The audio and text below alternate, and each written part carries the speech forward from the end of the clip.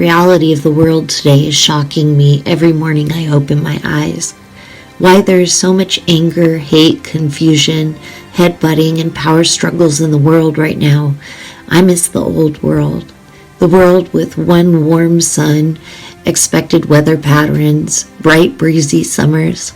I miss the blue cloudless skies and the privacy of our lives. Looking at the world today, and especially the state of America, it's easy to see common biblical prophecies play out.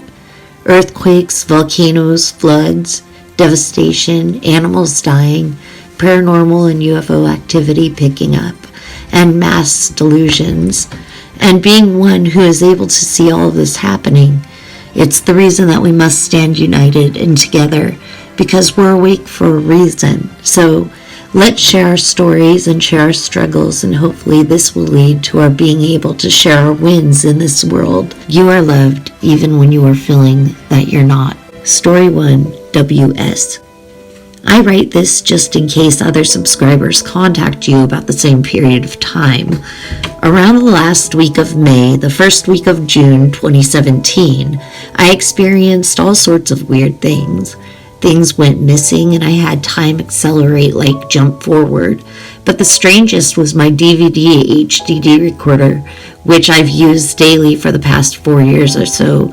It's a Magnavox NB820.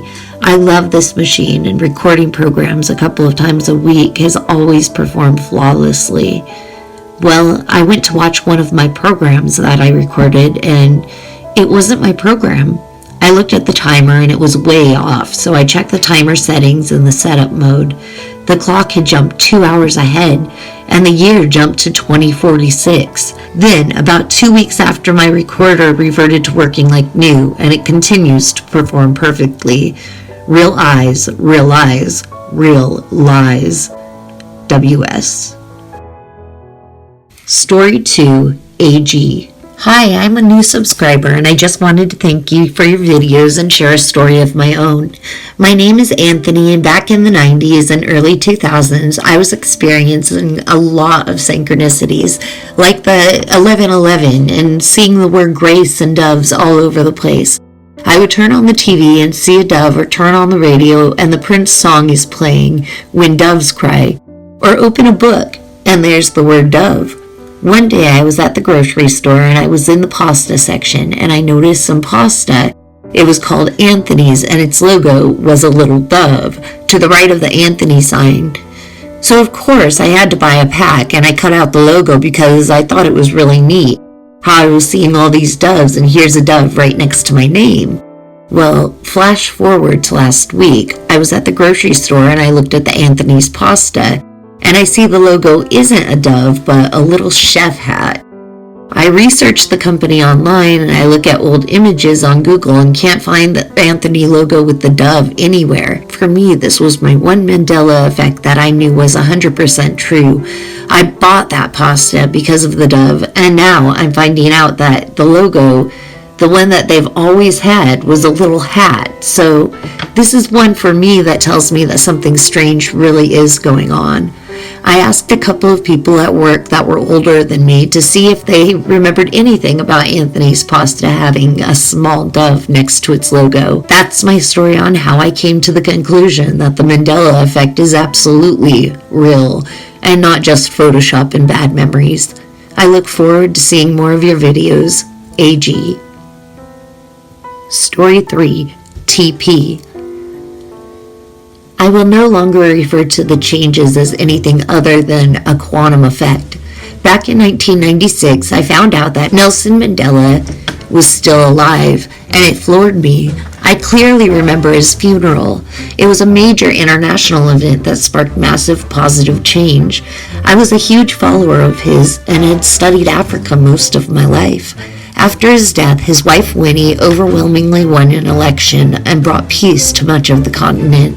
It was a terrible feeling when I discovered that this had somehow not happened, and I was sad because the beautiful man was alive, and that seemed crazy, so I referred to it as the Nelson Mandela effect. When the internet became accessible, I posted about this on a message board and took a lot of flack for being a nutcase. A certain celebrity or semi-celebrity in the paranormal groups took my story to a more famous person and then claimed the term as her own. My overall goal was to raise awareness that the big changes of highly unnatural nature really were taking place, not to become famous, so that person can go ahead and have that claim. But the fact of the matter is that these changes were noticed starting in the mid-90s and not past 2000. I was mad because the life I was leading was gone. Wonderful things in the world for everyone were gone. Some people said that I was confused by a dream that I'd had, but for a long time I had paperwork to provide these things certainty, to prove certain things, such as direct contact with the Leakey Foundation, where I'd been assigned as an assistant to Cynthia Moss, to continue the work of Diana Fossey with mountain gorillas.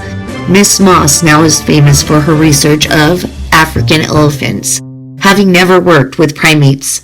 A book my mother had given me as a birthday present on mountain gorillas was a prized treasure because she'd never bought me a gift like that had anything to do with my real interests, and that book is now about elephants. Anyway, I struggle with the WTF aspect of these changes, so it's really very nice to hear your comforting videos and to know that I really am not alone.